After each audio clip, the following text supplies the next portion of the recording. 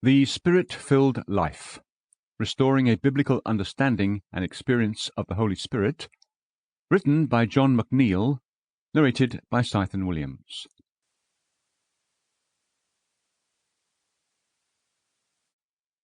Introduction by Andrew Murray and H. B. McCartney, Jr. I have been asked to write a few lines introducing this book to American Christians. I count it a privilege to be allowed to do so. The one thing needful for the Church of Christ in our day, and for every member of it, is to be filled with the Spirit of Christ. Christianity is nothing except for being a ministry of the Spirit. Preaching is nothing except for being a demonstration of the Spirit. Holiness is nothing except for being the fruit of the Spirit.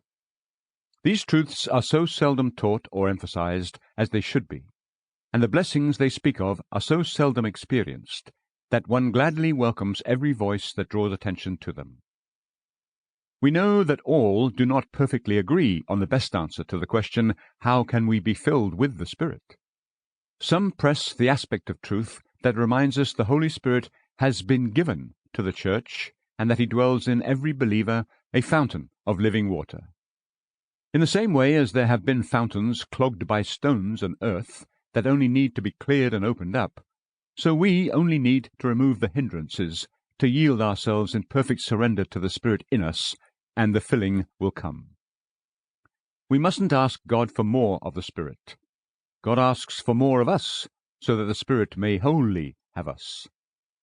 Others, while fully admitting that the Spirit is in the believer, and that the Spirit asks for a more entire surrender, will still urge that we must ask for and receive the filling of the Spirit directly from God.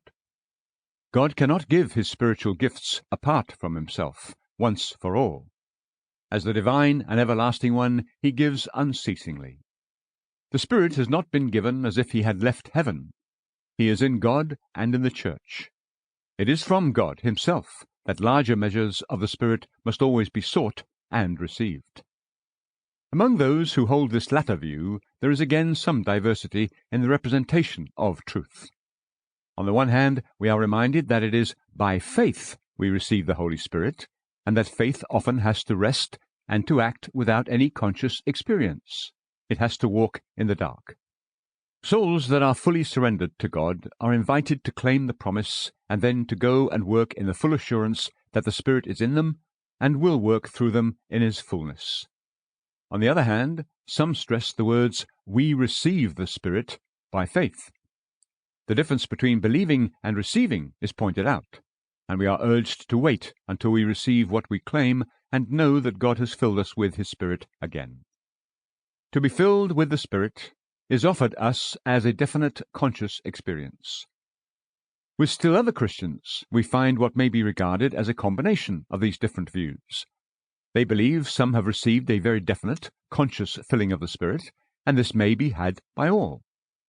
Though from their own experience they cannot testify of it, they still look for God to do for them above what they have asked or thought.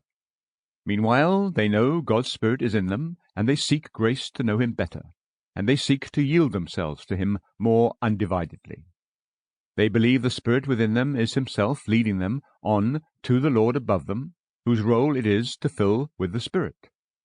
In faith they have claimed the fullness. They have placed themselves to be filled. They look to their Lord to fulfill his promise.